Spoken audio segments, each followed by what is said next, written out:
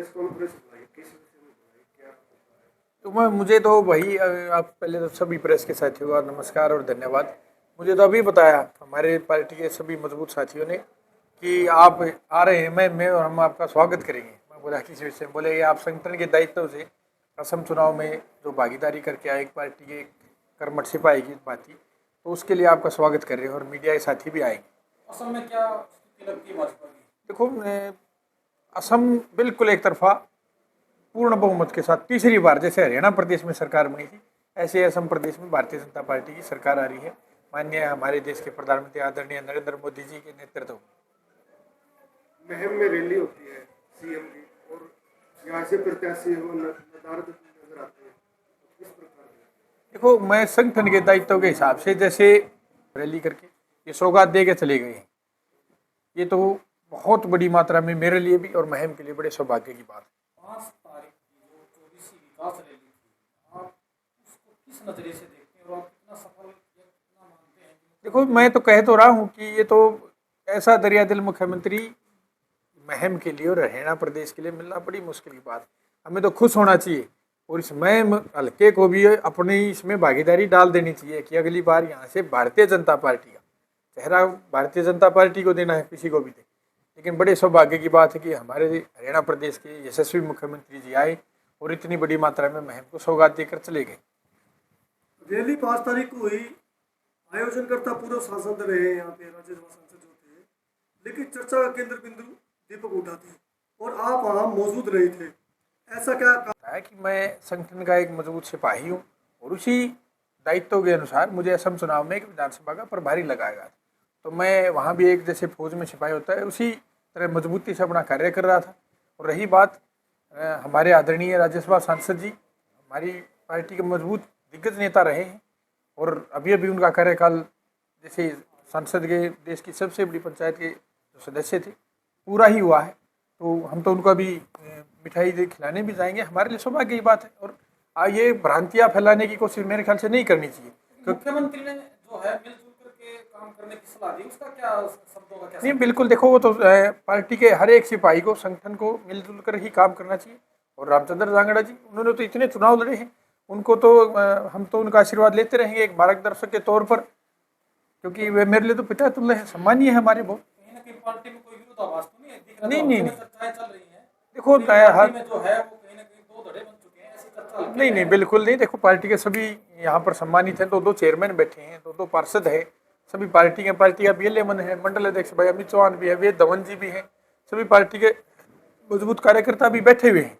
और मैंने जैसे पहले भी कहा है, हमारा आपस में मुकाबला थोड़ी ना होता है, सब पार्टी है हमारा एक है, वो मेरे पिता तुल्य है, हमारे मार्गदर्शक हमेशा रहेंगे। हम अब उनके घर भी जाएंगे, मिठाई खिलाएंगे, उनका सम्मान करने अभी जाएंगे हम आशीर्वाद लेने। किस तरह देखेंगे मैं? मैं मलके को देखो लोगों का नज़रिया बदल रहा है, लोगों को पता चल गया है।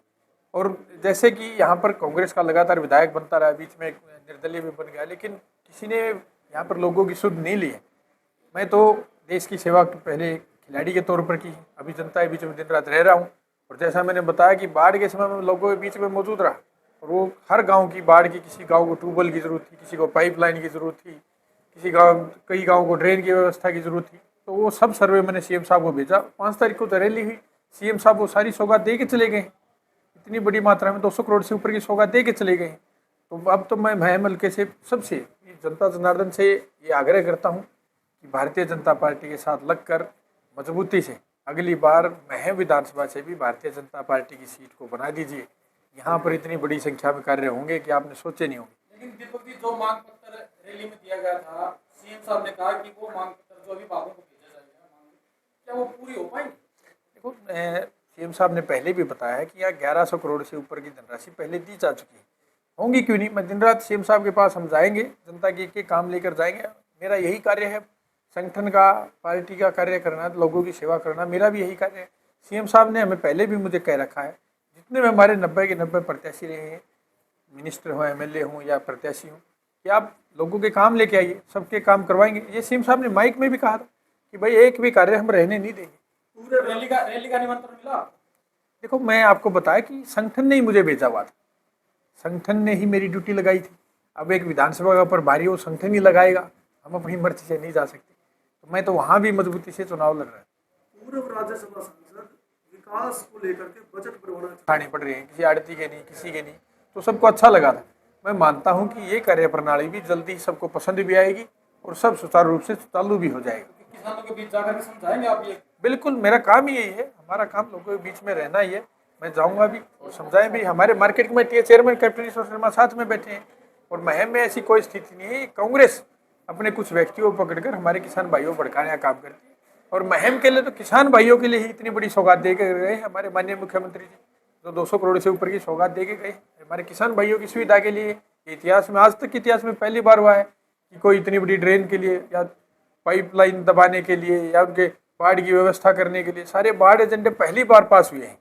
लेकिन मैं विधायक तो कह रहे हैं केवल मुख्यमंत्री जो है वो पूरी अरे महम के विधायक की ना पूछिए, उनकी मानसिकता जब राज्यसभा चुनाव हुआ था आपने देखा था, ये काम तो पटों पे मारने का कबड्डी खिलाड़ी मारा था जब देश के लिए वर्ल्ड कप जीतते थे, गोल्ड मेडल लेके आते।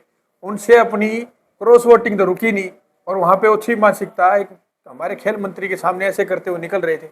उनकी मानसिकता की ना पूछिए, उनको विकास कार्यों की करनी है तो विकास कार्य हर गाँव में करवा सकते हैं, उनके ऊपर उनका कोई ध्यान नहीं है। सारी उठपटांग बातें करनी, ये हरकतें उनकी दूसरे कामों में घुसे हुए हैं।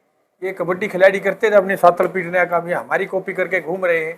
ये अच्छी मानसिकता है कांग्रेस के विधायक की, आप चर्चा ही ना कीजिए।